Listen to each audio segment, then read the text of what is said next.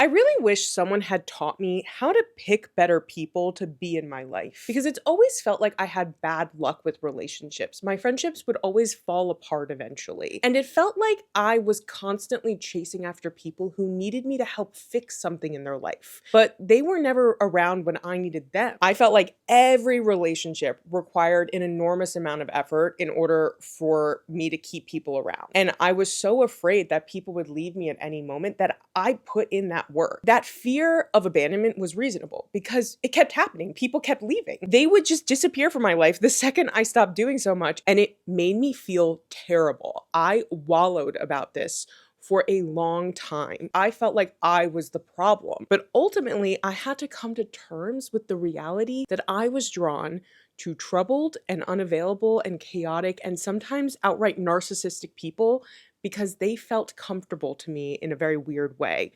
I had very low self-esteem, and this is how I had handled my relationships my entire life. So it wasn't that I was inherently bad or wrong, it was that I had a broken picker, essentially. Now in my mid-30s, I no longer have that problem. I've figured it out for myself. So in this video, I'm going to show you the step-by-step reflection process that I went through to help me identify what I wanted from the people in my life and how I could go about recognizing those people when I came across them. If you want to follow along with me, I made a free guide that you can download if you sign up for my newsletter. The link is in the description. It's a Google Doc, so you can do it on your phone or you can print it out and do it by hand, whatever you prefer. Signing up for the newsletter and subscribing to this channel is a super simple and free way to support me as I try to grow this into something sustainable. So thank you so much for being here, and let's get started. We're going to start by defining our standards in very explicit terms. There are three general friendship categories people fall into. First is the casual or contextual friend. These are your coworkers, gym buddies, maybe your neighbor, someone you run into at a place of worship or somewhere else you may go regularly. You are friendly in very specific contexts, but odds are you are not going to get a lot of emotional support from this person beyond maybe mutual venting about the environment. So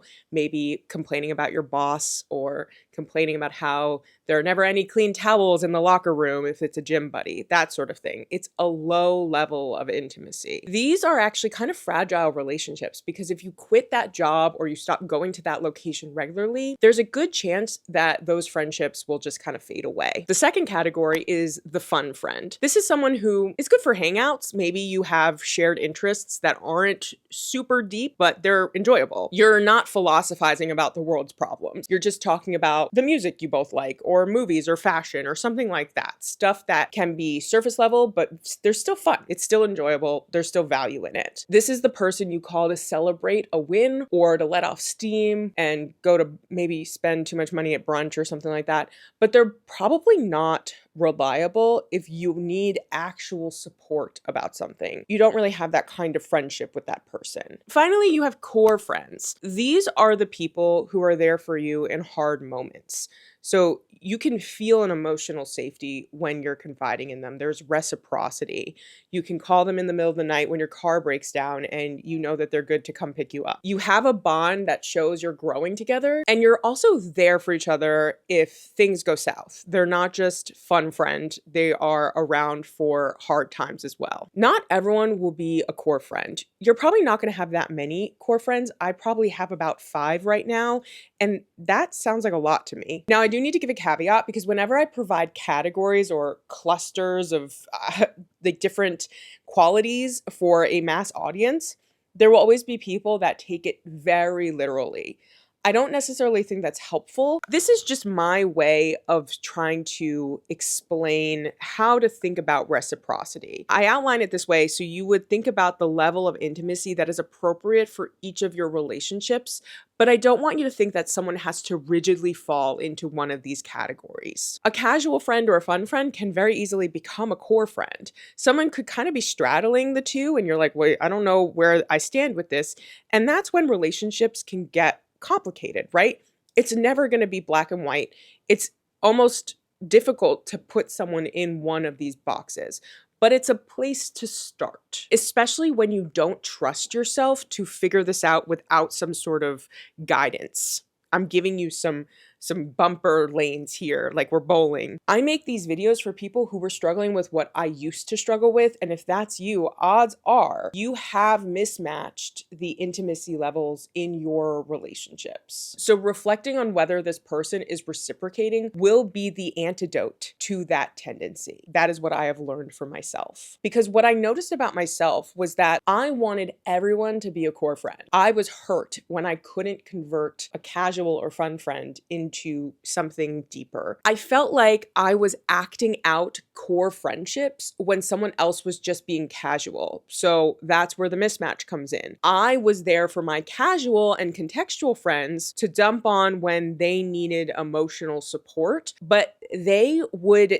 be dismissive of me if I needed that support. They were not really there to hear me out. They're like, oh, wow, that sucks. And like, that's all I got from them. It was not reciprocal. All right, now that we got that out of the way, we're going to decide our non-negotiables for each category of friendship. Even casual friendships need to meet a threshold, like a standard that you set for yourself. You cannot expect yourself to be friends with everyone under the sun. And getting a little pickier about who you open up to, even in casual settings, will increase the quality of your connections. I know it sounds counterintuitive, but it is true. For each category, think about the following. For someone to be considered a blank friend, so put in the category there, they must be open to blank. Here's an example for a casual or contextual friend, specifically in a work context. They respond within a reasonable time to my texts. They are willing to cover for me at work if I give them some notice and it's a reasonable request. They can keep my confidence if I'm venting about a colleague. They acknowledge my work and are respectful about my ideas and effort. They give me credit for my ideas. For fun friends, this could be that we take turns initiating communication. They will help make plans. They don't just expect me to make all the plans. We're on the same page about spending money and how we split the check. They don't expect me to pay for them all of the time. That would be a mismatch of values, for example, if they're not equitable about how they split the bill. And for core friendships, some things I think about are how they are able to repair conflict. Do we address this in a similar or at least complementary way that can help us move our friendship along? Do they show up in hard times for me? Does the emotional labor feel reciprocal? I recommend you keep it under 10 per category. We don't need to make this super rigid. It's just to give you some emotional guidance. For example, in the casual or contextual friends section, I basically put in some things that were anti-narcissist qualities. Like they're not going to be two-faced or steal my work. It's a very low bar, but some people still can't meet it, unfortunately. The free guide in the description will have more suggestions for each category. Now we're going to write down deal breakers. What are the patterns that you notice in your previous relationships that really upset you? What are you no longer willing to tolerate from people if you want to consider that relationship and that connection healthy? I suggest writing down at least 2, but no more than 5, because again, we don't want this to be crazy. Some examples could be chronic flakiness without trying to fix things or offering reasons for why they're canceling on you all the time, only calling when they need you and never asking questions about you, using quote unquote boundaries as an excuse for guilt tripping, disappearing for long stretches and then returning like nothing happened. It makes you feel insane. They need for you to stay low maintenance in order to maintain the friendship. This is very similar to step 2, except it's reframing it in the negative. And the reason I did this is sometimes it's helpful to reframe standards around what you don't want. But again, don't get too obsessive about where you put what. I could have easily written doesn't steal my ideas or doesn't gossip about me in this section instead of writing is respectful of my ideas and my work in the previous section. This is all very flexible. I just wanted to give you a few different ways of thinking about what you actually are looking for in your relationships. Next, we're going to identify your familiarity traps. This is where we start talking about what you need to watch out for in yourself. Because what I realized was I was picking people from a wounded place. So let's try to identify those wounds right now, shall we? When someone is chaotic or wounded, I feel blank. Some of the ways I may answer this is when someone is chaotic or wounded, I feel needed and like the relationship is secure as long as I'm useful. When someone is stable and consistent, I feel blank. An example of this could be when someone is stable and consistent, I feel bored. I'm not sure what to do with them or how to make myself useful in the relationship. I confuse blank with closeness. Here's an example. I confuse over disclosure and being needed and fixing my friend's problems with closeness. Now, part 2 involves what you need to be mindful of as you meet new people going forward. First, you have to slow down and make sure you have paced reciprocity from the other person. What a lot of people struggle with is slowing down the pace of a relationship, especially if you have tendencies toward anxious attachment. Frequently, if there's not immediate intensity in the relationship, you're actually afraid about where you stand with this person. The intensity is a false flag for they really like me and there's no chance they're going to abandon me. And that's not true. Intensity is actually usually a dopamine connection and not reflective of long-term commitment. So in the first 4 to 6 weeks of a new relationship, you can be warm, you can be friendly with somebody, but don't overinvest. Don't become a rescuer. Don't become their therapist. Initiate, then wait to see if they reciprocate. An example of this could be make one plan with them and then see if they follow up afterwards and make their own with you. Another example could be share a vulnerable thing, something you're comfortable with sharing with someone new in your life. And if they match your energy and they're open to hearing about your experience without shutting you down or seeming like they're kind of uncomfortable, you can feel more comfortable sharing something a little more vulnerable next time you hang out or you chat. If they're kind of dismissive about what you shared or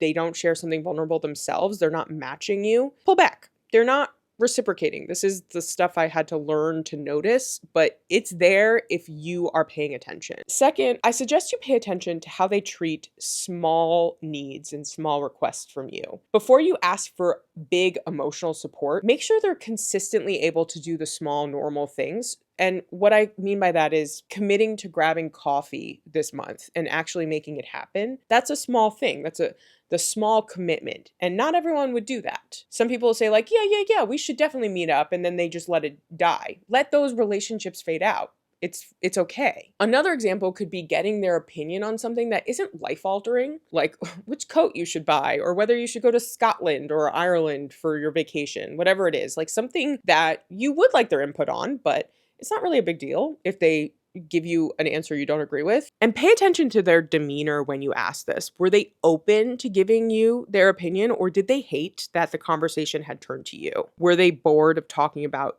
a you issue? And that's a sign of a self-involved person. And you will not get reciprocity from that person no matter what you do. Another thing I like to do is notice how they respond when they are slightly inconvenienced. Like you had to reschedule your plans, or you asked to go to a different location instead of the one they suggested for whatever reason. Were they annoyed with you? Or could they be flexible? Were they arguing incessantly? Or were they like, yeah, okay, that's reasonable. I understand why you're making that request. Another thing I like to do is maybe ask for a small favor, like have them proofread something for you, like look at your resume or an email, something like that. All you're doing is you're watching for responsiveness. How open are they to helping when it's barely an inconvenience? Are they acting like this is an onerous request? Or are they eager to help? Are they kind of flattered that you asked? Like, that's a good sign. Another one I see is people expecting an exorbitant amount of praise for doing something small. That's personally a red flag to me. Or they keep bringing it up like, I'm your best proofreader, I'm your ghostwriter, or something like that. Maybe once as a joke, that's fine. But if they keep bringing it up, it's like, all right, are you keeping score? Is that what's happening here? People show you who they are in those low stake moments. You just have to learn to pay attention. And these are some of the things I've noticed throughout my few years of utilizing this framework of friendship that have helped me dodge bullets with people who I previously may have overlooked as potentially harmful to me. And I know this seems like a lot, but this is a new skill set that you are learning. In the beginning, any new skill is going to feel like you're walking through mud. It's difficult and uncomfortable, and you feel like it's always going to be too much work and you'll never get to the finish line. But as you continue to practice these skill sets, that mud is going to harden, and eventually you'll have created a walking trail perfectly carved to your feet in the hardened mud. It will get easier over time. That's what neuroplasticity is. But in the beginning, it's going to feel like a slog, and I acknowledge that, and I know that it's frustrating, but the only way out is through, and I'm proof that you can make it through. Now, I mentioned how I want you to pay attention to these tiny ruptures in the relationship, and there's one thing that might get in the way of this, and that is your fear of conflict. One of the things that I was running into is I was terrified at even the slightest bit of conflict because I conflated all conflict with the end of relationships. And that's not true. There needs to be a certain amount of conflict in order for the relationship to continue growing. Conflict, to an extent, is normal. And if you are never disagreeing with somebody, it's probably because you're swallowing your needs and you're not expressing yourself, and that will always bite you in the end. And this means that if they're doing something that kind of getting on your nerves, it upsets you, there's something off about it, call it out. An example of this could be, hey, what you said last night about X, Y, and Z didn't land well with me, and I'd really like to talk it through with you if you're up for it. How are they going to respond to that text message? Are they curious about how their behavior affected you? Or do they immediately get defensive? Or do they ignore it?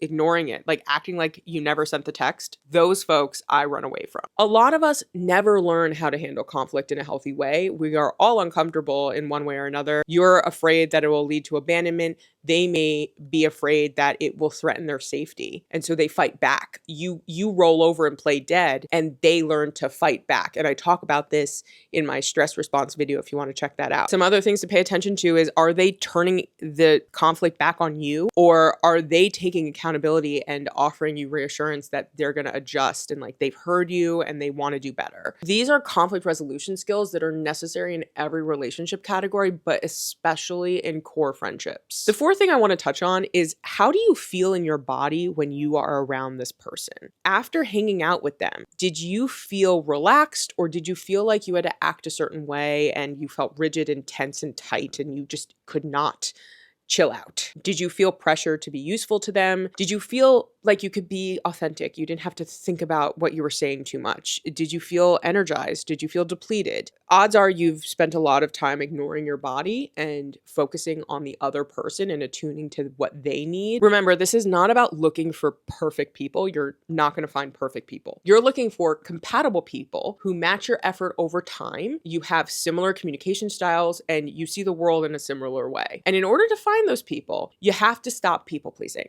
So watch this video next for guidance on how to handle that little issue. Thank you so much for being here. Please consider subscribing if you got to the end, as well as checking out my newsletter. I really appreciate it. And leave a comment letting me know your experience with friendships, and I'll see you in the next one. Bye.